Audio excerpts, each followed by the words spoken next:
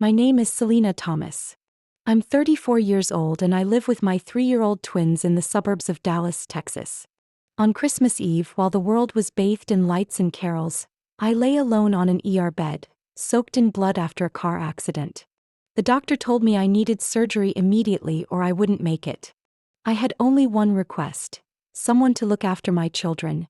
But my parents, the same ones I sent money to every single month, flatly said from their elegant dinner party, "Don't ruin our night." When you're lying between life and death, who truly shows up for you? If you've ever been abandoned by your own family at your weakest moment, share your story in the comments. Don't forget to like and subscribe to join me on this journey, one most people don't dare to tell. I grew up in a 2-story white house with blue trim, much like the classic homes dotting North Dallas suburbs. From the outside, people always said it looked peaceful. But inside there was something no one could see: the feeling of being abandoned while still living under the same roof as your own parents. I was the oldest. My younger brother, Jason, was 3 years younger than me. From a very young age, I noticed how differently we were treated. If Jason broke a dish, Dad would say, "He's just a kid. He's exploring." But when I broke a glass while doing the dishes, Mom would glare and snap, "What kind of girl is this? Who would marry you someday?" I was never jealous of Jason. He was carefree and assumed being adored was his right. But I was different. I lived through effort. Every A on my report card, every art competition I won, I brought home hoping to hear just one kind word. But almost every time Mom would glance and ask, "Are you sure you didn't cheat?" I loved interior design since I was little. I used to cut pictures from magazines, recreate room layouts, sketch my own floor plans based on makeover shows I watched. I applied to an architecture school with a long essay on healing spaces and earned a full-ride scholarship to a prestigious university. On graduation day, I called home to share the news. Mom sighed. "Jason had stomach pain all night. I can't make it. You'll understand, won't you?" I stood alone in my cap and gown, diploma in hand, watching others hug their parents and take photos while my chest felt hollow. I met Matthew when I was 26, during a workshop on sustainable design. He was a structural engineer with kind eyes and a gentle smile that made me feel truly seen. Our love wasn't dramatic, but it was deep. When I told him about my childhood and everything I went through, he didn't say much. He just held me close and whispered, "We'll build our own family, one where our kids will always feel loved." We got married 2 years later in a small, warm ceremony in a friend's backyard. My parents arrived nearly an hour late because of traffic, and left early because Jason needed the car to go to a party. I still remember the way Matthew looked at me that day. He held my hand tightly and whispered, "You don't need them to live a happy life." The twins came as a miracle after 3 years of trying. Logan and Lily were born healthy, even as I was still battling postpartum pain. I called my mom, excitement flooding my voice. Her response: a tired sigh followed by, "Two at once? What are you going to do with all those diapers? You're still young. Why do you make such a foolish decision?" I hung up the phone as tears rolled down my face. Matthew held Logan and said, "Don't let them steal this moment. We're going to be just fine." But we weren't fine for long. 1 month after the birth, Matthew began suffering from intense headaches. We thought it was stress, but an MRI revealed a brain tumor. Everything happened so quickly. He passed away just 6 weeks after the diagnosis, leaving me alone with 2 newborns and a grief so sharp it had no words. I didn't have time to cry. Every time I woke for a midnight feeding, I had to remind myself not to fall apart. After 4 months of maternity leave, I returned to freelance design work, taking small projects just to make ends meet. And out of habit, or perhaps guilt, I kept sending money to my parents. $2,000 every month, helping them recover from a failed investment my dad made with a friend. I wasn't rich, but I believed family was something you carried when you could. Mom would often text me asking for a little advance to pay the electric bill, or an extra couple hundred because prices are through the roof. Every time I said I was struggling, she reminded me, "Back in college, I skipped breakfast just to send you money." Even though I knew most of that wasn't true, I couldn't bring myself to say no. I thought maybe if I gave a little more, they'd finally see me differently. But that Christmas Eve gave me the clearest answer I'd ever gotten. When I called my mom from the hospital gurney, blood seeping through the bandage around my abdomen, I heard the sound of silverware clinking against wine glasses on the other end. She said, We're having dinner at Le Jardin. Try Jason. He's not busy. When I stammered that Jason was sitting next to her, my dad cut in. Selena, don't make a big deal out of nothing. The kids can nap on the couch. Let them watch TV. I tried to keep calm. I need someone to look after Logan and Lily. I'm experiencing internal bleeding. The doctor said I need emergency surgery. It's serious. I still remember that suffocating silence. Then my dad's voice came through, colder than any December wind. You're becoming a burden, Selena. We're retired now. Start taking responsibility for your own choices. That was when I realized, no matter how much I gave, it would never be enough for them. And maybe it never had been. A sharp pain cut through my stomach, forcing me to grit my teeth to keep from crying out. The doctor had just reviewed my CT scan and returned, his voice low and steady. Thomas, you're experiencing significant internal bleeding. We have to operate within the next 20 minutes. If we wait any longer, we may lose you. I swallowed hard.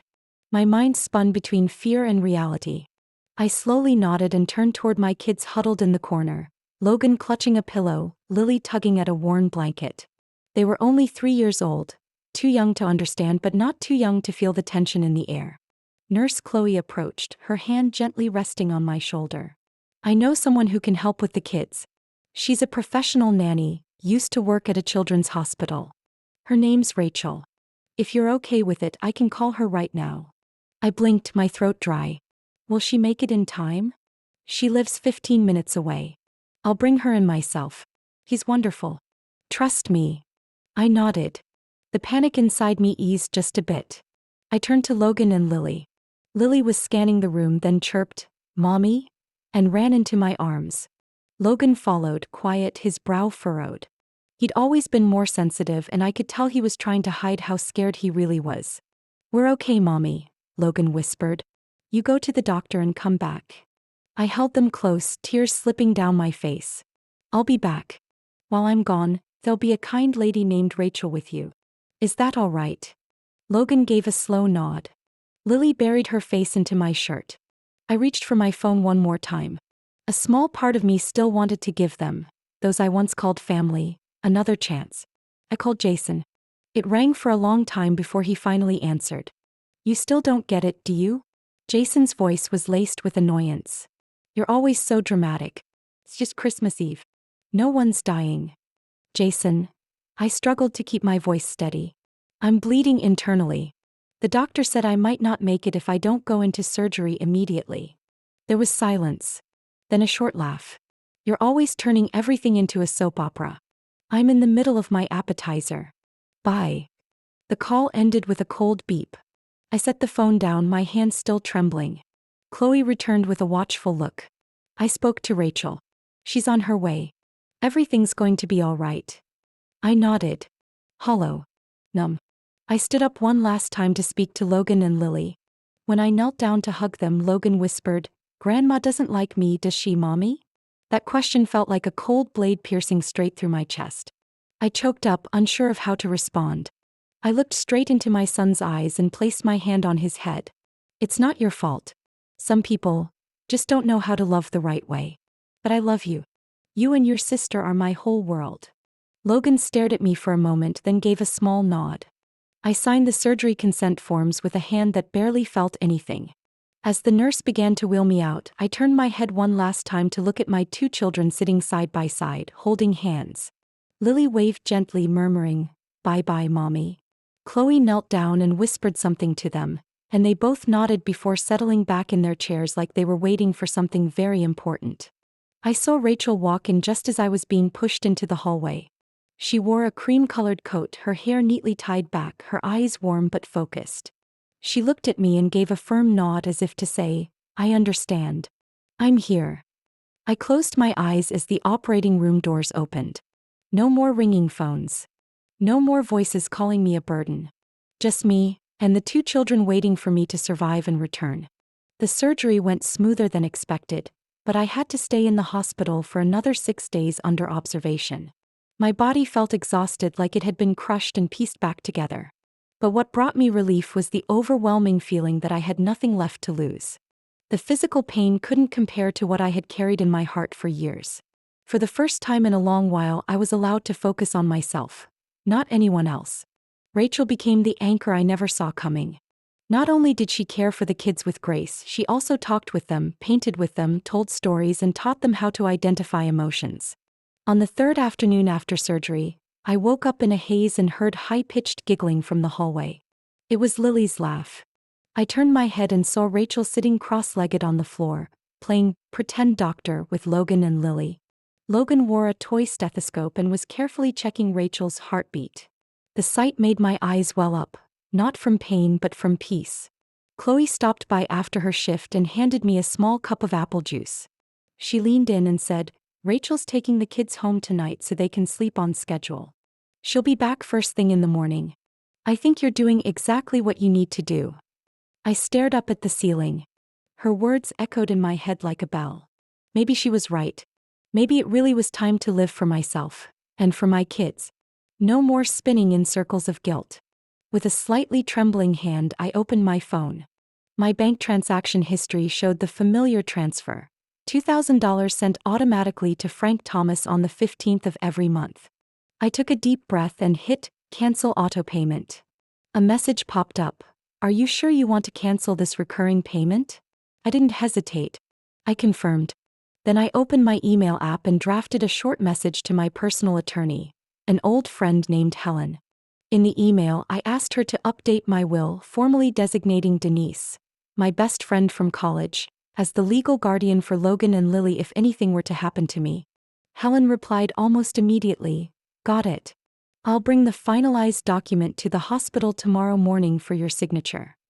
I laid the phone against my chest and closed my eyes. Freedom had never felt so real. That night, in the soft glow of the hospital room, I reopened Jason's text. It had arrived 3 hours earlier and was just one sentence. "You're selfish. Mom and Dad are desperate without the money." No greeting. No question about whether I was alive. Not a single mention of my children. I read it again and again, feeling like I was standing between two different worlds. One was my present, where I was slowly healing and learning to live for what truly mattered. The other was a black hole of guilt, where I had always been told I was responsible, no matter how much I had already sacrificed. I didn't reply. I just deleted the conversation. Jason hadn't been my brother in spirit for a long time. Family without respect or compassion is just a tool to chain you with debt and guilt. The next morning, Helen arrived with the will in hand. She placed the file on the tray table and looked at me gently but firmly. "Are you sure about this, Selena? Once you sign it, it's a binding legal document." I nodded without hesitation. "I've been sure ever since my son asked me if Grandma didn't like him." Rachel brought the kids back after I'd finished all the paperwork. Lily rushed into the room and hugged me tight. Logan stood near the door, clutching his stuffed tiger, his face still a little wary. He hadn't forgotten the way I dodged his question the other day. I reached out my arms and he walked slowly toward me, finally resting his head on my shoulder without a word. I whispered to him, "You did nothing wrong. And I'll never let anyone make you question your worth again." Rachel stood behind them, smiling softly. Chloe entered the room with the patient chart in hand, took one look at the three of us, then quietly turned away to give us our space. Over the next few days, I practiced sitting up, walking step by step like someone learning to move all over again. Every step was a reminder I was still here.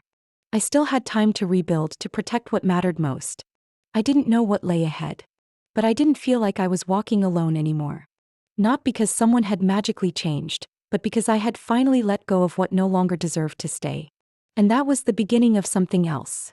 A life I chose for myself. About a week after I was discharged and began settling into a slower rhythm with Logan and Lily, a strange email popped into my inbox just before midnight. The subject line, bold and theatrical, read, "Ungrateful daughter, a painful truth." It was from my father. And I wasn't the only recipient. He'd sent it to the entire extended family, names I hadn't interacted with in years. I opened the email, already suspecting what I'd find. But the first line still hit me hard. "Selena has chosen to turn her back on the family, despite the years we spent raising her, worrying for her since she was in diapers. Now, as we enter retirement and face financial hardship, she's cut ties and refuses to help, abandoning her aging parents in our time of need. We have nowhere to turn but to this family." Below that was a long list detailing the supposed sacrifices they'd made for me. Paying for my schooling, driving me to art competitions in high school, caring for me when I had the flu as a child. Every line was carefully constructed, and not one mentioned the thousands of dollars I had sent them every single month for the past 3 years.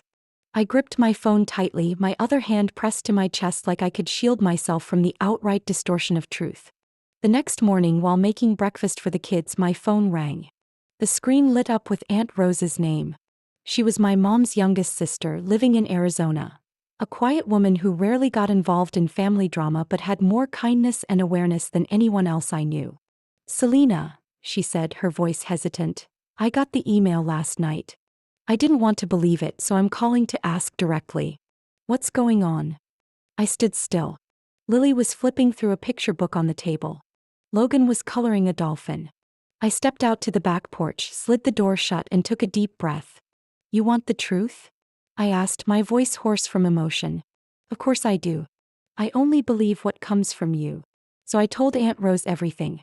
The accident, the call from the hospital, the desperate search for someone to watch my kids while I was bleeding internally. I told her the words I could never forget. "You're becoming a burden, Selena." Aunt Rose didn't interrupt. I heard her sigh more than once on the other end. When I got to the part where Logan asked, "Does Grandma not like me?" she softly sobbed. "I believe you. And I think the rest of the family needs to hear this too." I sent her the audio recording of my final phone call with my parents from the hospital, along with bank statements showing my regular monthly transfers, never once missed. I also attached a PDF of the financial agreement my parents signed when I helped refinance their home 3 years ago, where they acknowledged that this support is temporary and can be terminated at the giver's discretion. Less than an hour later, Aunt Rose called back. "I've forwarded everything to a few close relatives. They'll know what to do." That afternoon, I got a message from someone I never expected to reach out first. Tyler, my father's nephew.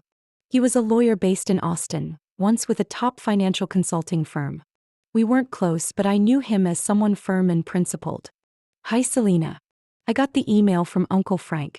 But after listening to your recording and reviewing the documents you sent Aunt Rose, I believe you have every right to protect yourself. If you want, I can help you file a lawsuit to recover part of the money, or at the very least, stop them from spreading false accusations within the family." I read that message over and over.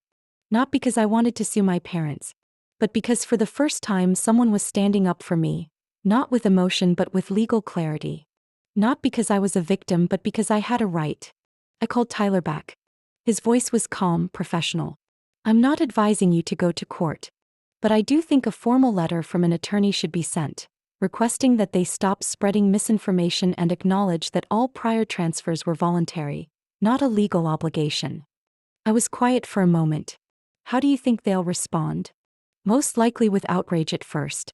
But if you don't back down, they'll start to realize you're not someone they can control anymore. I smiled faintly, not quite whole, but enough to feel myself stepping out of an old shadow. "All right. Let's begin." After that call, I sat down at my desk and reopened a design project draft that had been left unfinished before the accident.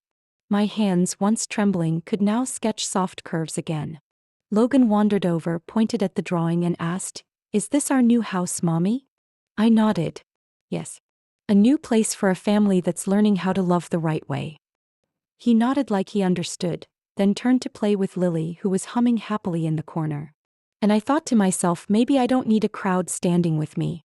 Just a few who believe, who understand, and one heart strong enough not to tremble anymore under the lies of those who once called themselves family. That afternoon, as the sun slipped through the living room window, my phone rang. An unfamiliar number with a Colorado area code appeared on the screen. I hesitated for a moment, but something told me to answer. "Selena, is this you?" A woman's voice came through, gentle but slightly trembling, as though emerging from a memory long locked away. I narrowed my eyes. "Yes, this is me. Who's calling?" "It's Alyssa. I'm your half-sister." I froze. A breeze from outside rustled the curtains, but I barely registered the sound.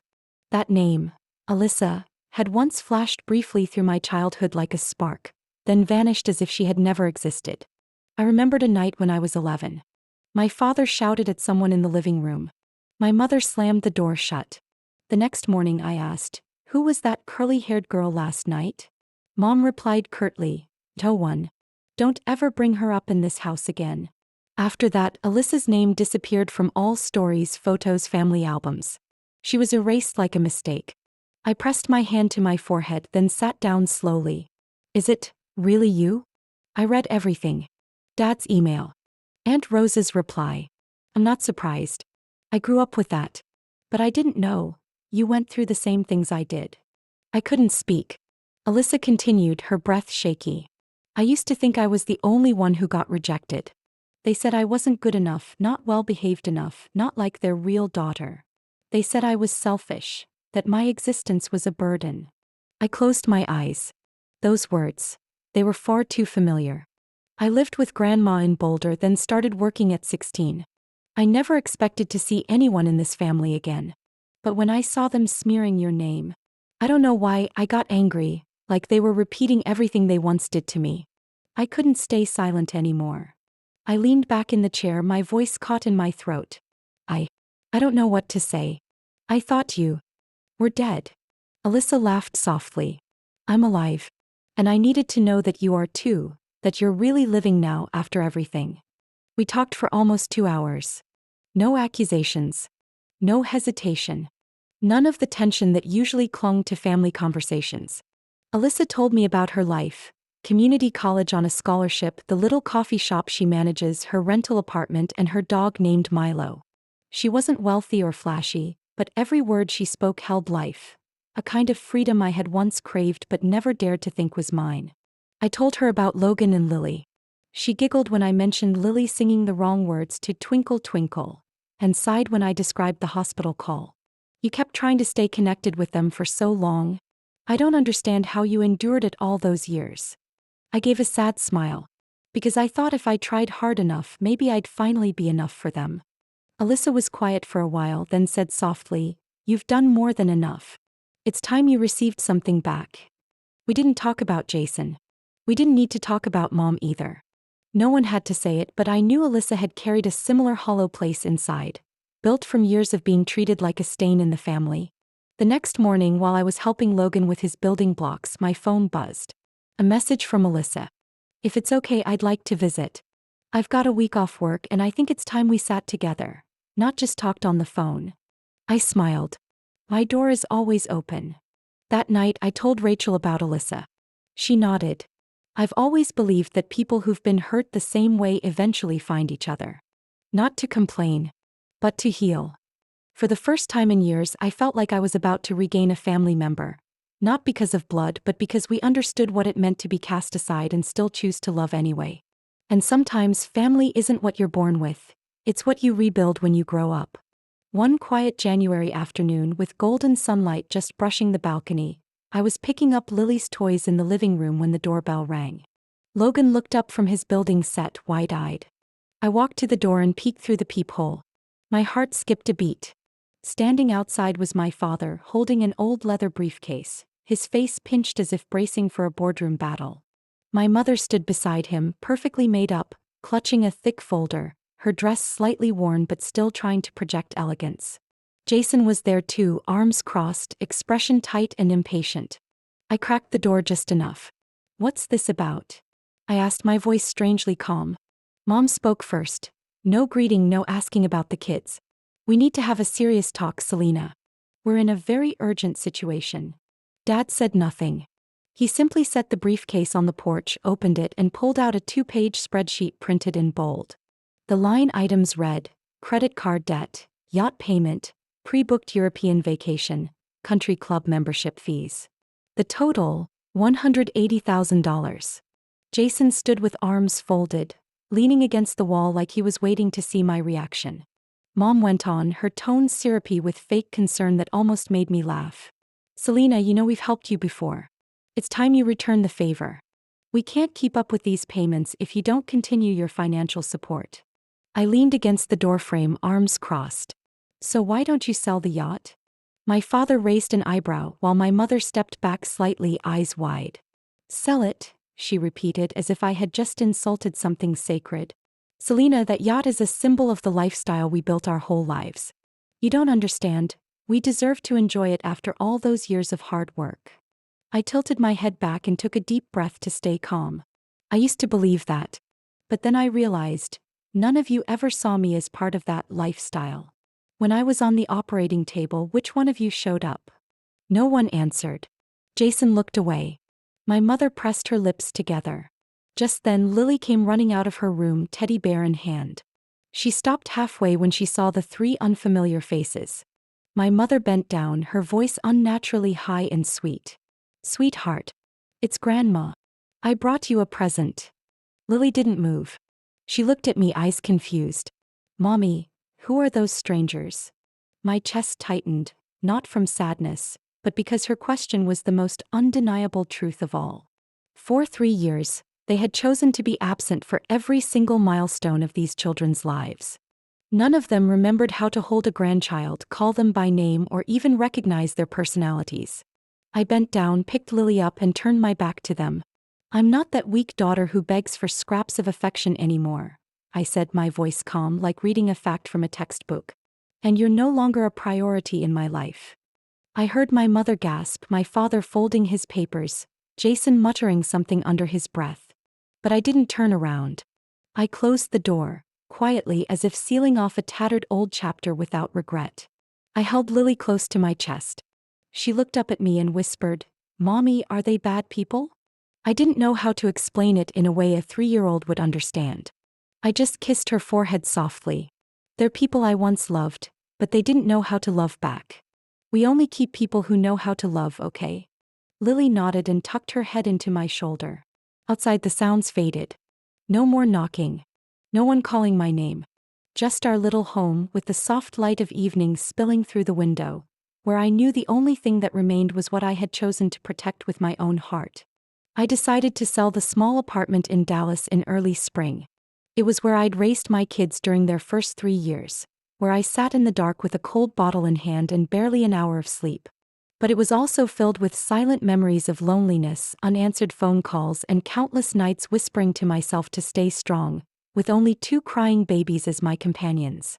I moved to the suburbs of Charlotte, North Carolina, where the air felt cleaner, the housing market was more forgiving, and there were more communities supportive of single mothers than any place I'd ever lived. The new house wasn't big, but it had a green backyard where Logan could ride his bike in circles and Lily could plant little flower beds she named herself. I turned the living room into a home interior design studio. Natural light poured in through a large window. My work desk sat by the wall, covered in fabric swatches, sketches, and little models Logan and I worked on together in the evenings. I started getting referrals again from old clients and slowly gained new ones, mostly thanks to a support group for single moms that Rachel had introduced me to. Rachel wasn't a nanny anymore.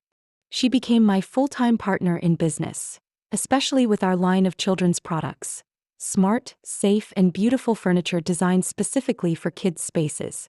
The idea for our line, Home for Little Hearts, came one evening when Logan asked, "Why don't my toys have a bed like you, Mommy?" That simple question sparked an entirely new approach to design. Not just objects, but spaces where children feel safe and loved. Alyssa and I also grew closer. What began as a short visit turned into something more lasting.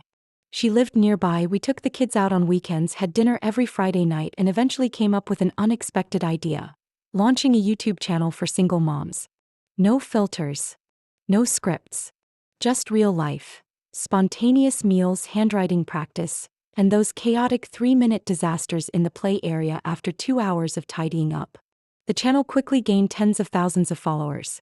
Emotional comments poured in from mothers all over. Some said they saw themselves in our stories. Others said they finally felt less alone. One time, Alyssa read a comment aloud, her eyes misty. "Thank you both. Because of your videos, I found the courage to leave an abusive husband. I'm not afraid anymore." I looked at Alyssa, overwhelmed with gratitude. Not because the channel was growing, but because we had created something real and meaningful. Not just to make a living, but to live more kindly each day.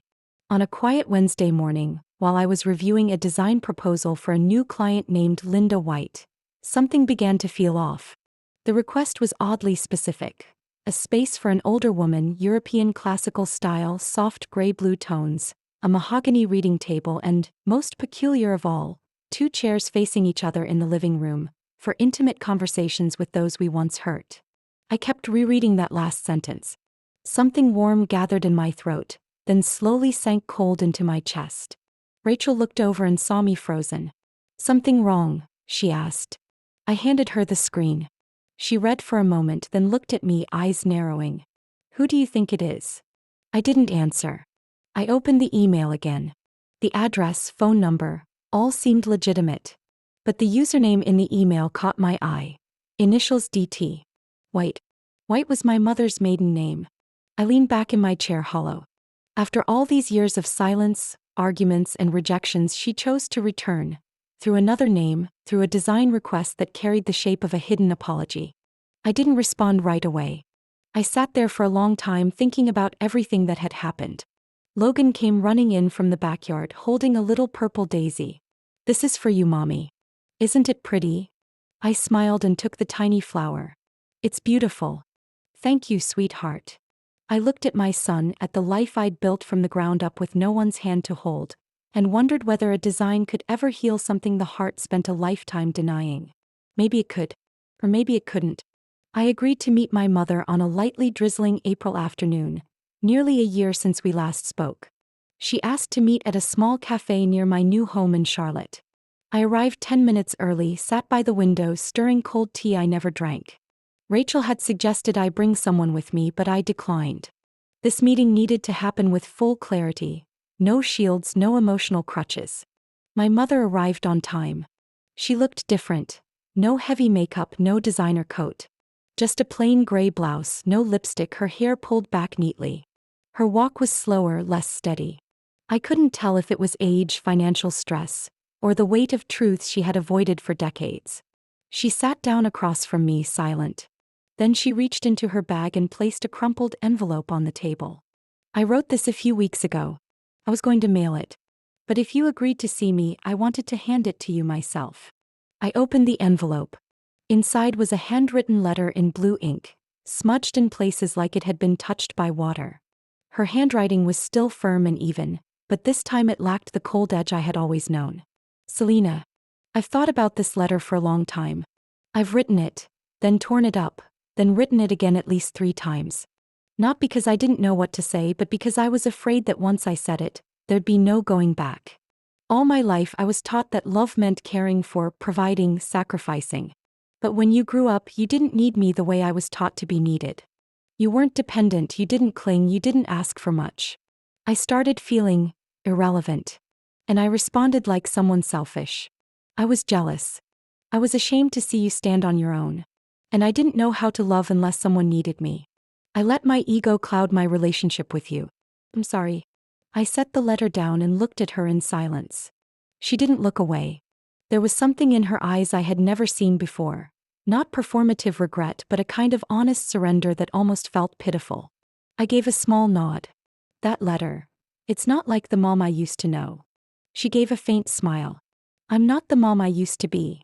I asked slowly, "Where's Jason? I thought you'd come with him this time." Her expression darkened. "Jason is under investigation for financial fraud.